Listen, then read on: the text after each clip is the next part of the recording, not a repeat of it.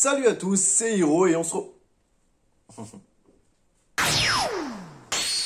Ah bah vous voyez, c'est mieux là. Salut à tous, c'est Hiro et comme vous pouvez le voir, j'ai changé de casquette puisqu'aujourd'hui, et ça fait un moment, on va parler de manga, ça y est. Et oui, c'est vrai, j'ai dit que la chaîne était une chaîne jeux vidéo, mais qu'on allait aussi parler de temps en temps de manga et d'animé, comme les news par exemple sur l'attaque des Titans récemment, mais également, et bien voilà, dès que j'ai des petites choses à vous partager au niveau des mangas et des animés, et ben j'hésite pas. Et aujourd'hui, on se retrouve pour la deuxième vidéo de la chaîne Achat Manga. Et croyez-moi, cette fois pour ces achats manga, il n'y aura pas qu'une seule vidéo.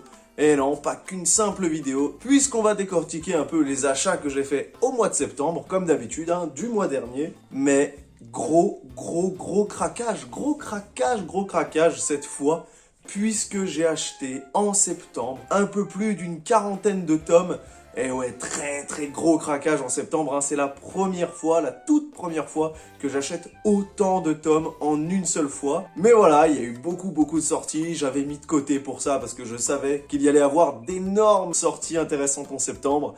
Et du coup, j'ai sorti la carte bleue et je vais vous présenter aujourd'hui 6 mangas parmi la grande liste des mangas que j'ai achetés. Et bien entendu, dans le mois, il y aura d'autres vidéos achat manga avec les autres mangas donc que j'ai pris ce mois-ci.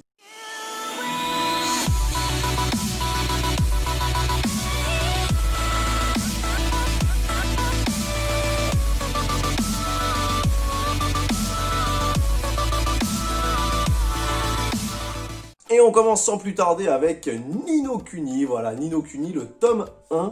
Alors, je connais Ni no Kuni par rapport aux jeux vidéo, puisqu'il y a eu 2 jeux vidéo, je crois, maintenant, dans l'univers du Ni no Kuni. Je ne sais pas, parce que je ne l'ai pas encore lu, si le manga reprend un des jeux, mais en tout cas, dès que j'ai vu, forcément, la petite couverture, j'ai tout de suite craqué, je savais qu'il allait sortir, j'aime même beaucoup l'univers de Ni no Kuni, donc je me suis dit que ça sera sûrement un très bon achat. Après, j'ai pas encore regardé de critiques parce que je voulais pas me gâcher le plaisir de découvrir ce manga. Mais voilà, je suis pas sûr non plus que ce sera un indétrônable, que ce sera un manga de malade. Mais je verrai bien quand j'aurai commencé à le lire. Pour l'instant, je me le réserve. C'est un manga de Ran Kuze et comme j'ai pu le constater ici, il y a marqué supervisé par Level 5. Donc Level 5 qui est lié aux jeux vidéo et donc forcément je me dis que peut-être qu'il y a un lien entre les deux. Pour le speech, pour l'histoire, je vais pas non plus vous spoiler mais je crois que c'est assez similaire au manga Final Fantasy que j'ai déjà commencé à lire. En fait je crois que ça se passe dans notre univers et que par rapport à quelqu'un qui va débarquer, va projeter le héros dans l'univers de Ni no Kuni. Donc on n'est pas vraiment dans un jeu qui démarre directement à Ni no Kuni, dans le monde de Ni no Kuni. Mais c'est bien un personnage qui sera envoyé comme ça, dans un monde parallèle, donc un côté un peu, je pense, isekai, parce que peut-être que ça va reprendre des mécaniques de jeux vidéo, RPG, etc. À voir en tout cas, la plupart du temps, le côté isekai me freine un petit peu, mais j'en ai découvert des plutôt sympas actuellement, donc pourquoi pas. Et puis là, c'est un univers que j'aime beaucoup, donc pourquoi pas. C'est édité par Manabook et je l'ai eu pour à peu près 7 € je crois. Alors j'ai plus tous les prix de tous les mangas que j'ai achetés, mais généralement ça tourne à peu près autour de 6,90, 7,90 pour les plus chers, mais voilà. En attendant, la couverture, je la trouve super, vraiment le look est vraiment classe, et au niveau de la texture, il y a un petit peu de grain, donc assez stylé en tout cas comme tome. On continue les achats du mois de septembre avec Tokyo Shinobi Squad, un manga donc que l'on m'a conseillé, et je sais pas pour vous mais le personnage là me faisait énormément penser à Naruto. Alors peut-être que c'est moi qui vrille un peu, mais voilà, il me faisait penser quand même à Naruto, je sais pas si vous pouvez voir. Et du coup, je me suis dit, Shinobi, un monde de ninja, j'avais un petit peu peur au début, mais en fait c'est plutôt sympa, donc ça c'est un tome que j'ai déjà lu. Ça se passe du coup dans un futur proche, on y suit donc ce personnage qui va prendre sous son aile un enfant, je vous en dis pas plus toujours pour le spoil. Mais voilà, le manga du coup se passe en 2049, donc dans un futur semi-proche. Et je trouve qu'il est assez cool pour l'instant. Alors le premier tome, j'ai bien aimé. Après, j'attends de voir la suite puisque l'univers est vraiment stylé. Le personnage, notamment celui-ci, est très attachant. Après, il y a un autre personnage qui arrive qu'on voit ici en tout petit, une femme, donc qui elle aussi, je trouve, apporte une très bonne dynamique au groupe. À voir donc si ce sera un manga avec beaucoup d'ambition. En attendant, pour le moment, le premier tome est plutôt cool, mais voilà, on sait jamais. On a vu déjà avec Samurai 8 hein, qui s'est très vite terminé, donc on verra. Pour l'instant en tout cas, j'aime beaucoup, donc à voir. C'est un manga donc de Yuki Tanaka qui est dessiné par Kento Masuura. Je sais pas si je prononce bien toujours, hein. Mais donc voilà, on a un scénariste et quelqu'un qui dessine pour un résultat, en tout cas pour l'instant, assez cool. C'est édité chez Kaze Shonen et je regrette pas mon achat pour l'instant en tout cas. On continue les achats du mois avec, je pense que vous connaissez, hein. Si vous connaissez pas One Piece, sortez de votre grotte tout simplement, c'est que vraiment il y a un souci.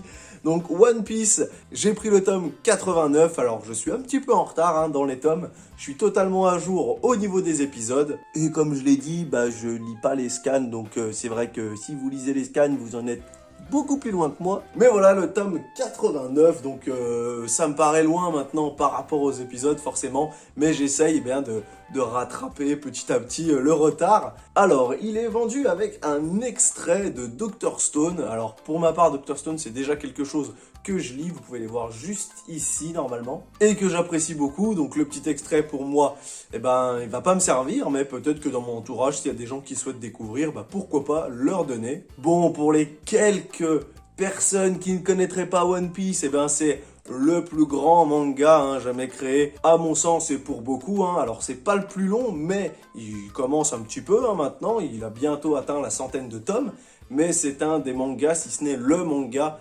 préféré des gens quasiment à l'unanimité. Au scénario et au dessin, on retrouve Eiichiro Oda qui actuellement a mis pause à l'œuvre puisqu'il est malade. Alors vous inquiétez pas, le gars n'a pas une maladie hyper mortelle rare qui fait que dans 2 semaines c'est terminé et qu'on n'aura jamais la fin de One Piece. Non, il est malade et simplement il prend une petite semaine ou peut-être quelques semaines de repos, mais rien de bien grave, surtout pour quelqu'un qui dessine depuis maintenant des dizaines d'années. One Piece, ça commence à être assez vieux maintenant. Donc voilà, laissons-lui le temps de se remettre, d'un petit peu souffler de tout ça, et puis de nous remettre la hype avec de nouveaux tomes. Surtout qu'on arrive bientôt au chapitre 1000, je crois, et je pense que celui-là va être très énervé. En attendant, j'espère rattraper très vite mon retard. C'est édité donc par Glénat, mais ça, j'espère que vous le savez déjà. Allez, on continue du coup avec le 4e tome de ma sélection, et on va parler de Ashidaka. Donc Ashidaka, c'est un manga que j'avais pas spécialement prévu d'acheter. Donc Ashidaka, The Iron Hero. Et donc en fait, comme je le disais, c'est un manga que j'avais pas spécialement prévu d'acheter. Je connaissais même pas en fait. Et il s'avère que là où j'achète mes mangas, à chaque fois ils offrent un petit book où à l'intérieur, on a des extraits de mangas, etc. Et il s'avère qu'il y a eu l'extrait de ce manga, je l'ai lu, et je me suis dit, tiens, j'aimerais bien savoir la suite. Donc ça sent plutôt bon, parce que généralement, quand une œuvre m'intrigue comme ça, c'est que c'est sûr que je vais acheter le tome. Je l'ai pas encore lu, celui-là, puisque j'ai eu beaucoup de lectures à faire. Mais en attendant, du peu que j'avais lu, c'est assez stylé. Donc c'est des personnages en fait qui naissent avec des espèces de bras robotiques. Et en fait, si j'ai bien compris, il y a 2 types de personnes qui naissent avec des bras robotiques. Ceux qui naissent avec 2 bras et ceux qui naissent avec 4 bras robotiques. Et c'est le cas de notre personnage principal et de son acolyte. Et du coup, dans cet univers, quand on est avec 4 bras mécaniques, on est considéré comme un enfant du démon. Ou si je me rappelle bien, c'est qu'il y a des centaines d'années, je crois, il y a eu une espèce de démon qui a ravagé la Terre, etc. Et tous ceux qui auraient maintenant 4 bras seraient, selon la population, des descendants. Et donc il y a un espèce de côté de peur et du coup de racisme qui se crée entre les personnes qui ont 2 bras et 4 bras, puisque les personnes qui ont 4 bras sont obligées de les cacher et de vivre reclus de la société. Notre héros principal vivant dans une décharge, je crois, et essayant de subvenir à ses besoins du mieux qu'il peut. C'est un manga de Ryo Sumiyoshi, donc je ne connais pas cet auteur, donc je ne sais pas s'il a fait d'autres mangas avant. C'est édité par Glénat, et en attendant, du peu que je l'ai vu, pour l'instant je vous le conseille. Il y a le tome 1 et il y a également le tome 1 en collector qui est sorti donc avec quelques petites choses en plus, notamment un boîtier métallisé et je crois des cartes ou des marque-pages. Donc c'est assez stylé pour ceux qui veulent vraiment un manga dans une édition collector avec des petits goodies en plus. Au niveau du visuel de la première page, je le trouve assez stylé. avec le petit 1, voilà, tout est sobre, etc. Et vraiment, ça me donne plutôt envie. Pareil, c'est un manga à 6,90, donc relativement abordable, hein. Ça reste, on va dire, le prix standard. Et allez, on termine ma sélection, en tout cas les 5 premiers tomes de ces mangas du mois de septembre, par My Hero Academia Time's Up Mission, donc un nouveau hors-série lié à My Hero Academia. Donc, comme vous pouvez le voir ici, en fait, j'ai déjà les My Hero Academia et les My Hero Academia Vigilante, donc Vigilante qui n'est pas dessiné par Koei Horikoshi, et là également, un manga qui n'est pas dessiné par Koei Horikoshi, puisque celui-ci est dessiné par Yoko Akiyama. Au niveau de l'histoire, je crois que celui-ci en fait fait le lien entre le manga, l'animé principal, et le film Two Heroes, le premier film donc de My Hero Academia. Alors peut-être que ça va rendre le film vraiment canon avec l'histoire, puisque alors au niveau techniquement des histoires des films, ça a l'air canon, mais je sais pas si ça a été officialisé.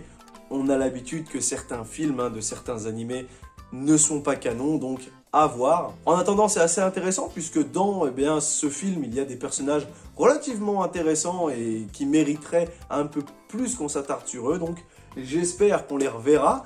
Je vois que c'est marqué volume 1, donc que c'est prévu en plusieurs tomes. Au début, je pensais à un one-shot, vous voyez, mais non. Au niveau des dessins, ça a l'air quand même assez proche de l'œuvre originale, tout simplement. Je vous montre comme ça, très grossièrement, mais je pense que j'arriverai à vous trouver des images que je mettrai en superposition de ma petite tête. Alors forcément, pour ceux qui me connaissent un petit peu, je pense que vous savez que je suis un assez gros fan de My Hero Academia. Donc c'était sûr que dès qu'il allait y avoir d'autres petits hors-série, j'allais me jeter dessus. Donc j'ai hâte de le lire pour voir si ça m'accroche autant, puisqu'effectivement, Vigilante a quelques tomes relativement ennuyeux. Il y a quelques tomes où vraiment, je les ai plus subis qu'autre chose. Je trouve ça un peu dommage, mais voilà, en tout cas, l'œuvre originale pour moi est vraiment quelque chose de dingue.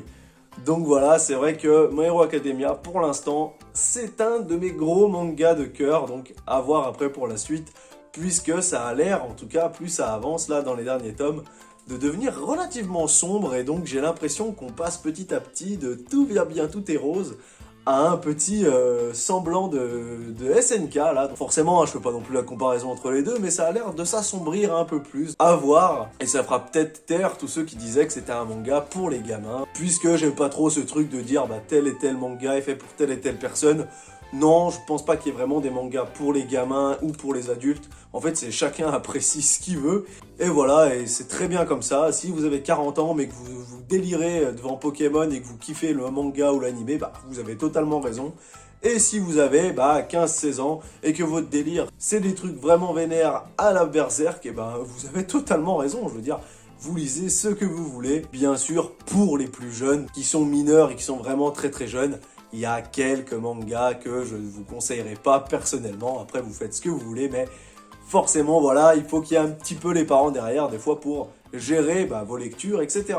Allez, après cette petite parenthèse prévention, en attendant, voilà, donc le petit tome de My Hero Academia Time's Up Mission, édité par Kyun Shonen, et qui met fin, du coup, à cette vidéo sur la première partie de mes achats manga du mois de septembre. Eh bien, si la vidéo vous a plu, j'espère que vous serez au rendez-vous pour la partie 2 qui sortira dans quelques jours, peut-être quelques semaines. Je vais essayer de les faire assez rapprochés puisque je sais pas, il y aura peut-être pas mal de parties, peut-être 3-4 parties. Donc si ça vous plaît, j'espère que vous serez au rendez-vous. Comme d'habitude, si la vidéo, si la chaîne vous plaît, n'hésitez pas à mettre le petit pouce vers le haut pour soutenir la chaîne, à me mettre en commentaire quel manga vous avez acheté, si il y a des mangas parmi ma sélection que vous ne connaissez pas et que vous avez découvert, et si je vous ai donné envie d'en acheter certains. Alors pour l'instant, c'est vrai que je donne pas trop de détails sur chaque tome.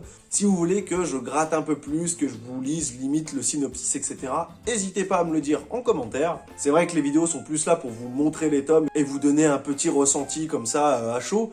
Mais si vraiment vous voulez en plus de détails sur chaque tome, sans spoiler toujours, n'hésitez pas. Comme d'habitude, si la vidéo vous a plu, n'hésitez pas à vous abonner, à mettre la petite cloche pour les notifications et à la partager autour de vous si vous avez des amis qui sont intéressés par tout l'univers un peu pop culture que je viens apporter au travers de mes vidéos. Je vous remercie encore pour ceux qui sont restés jusqu'à la fin et vous le savez, comme d'habitude, c'était Hiro pour vous servir.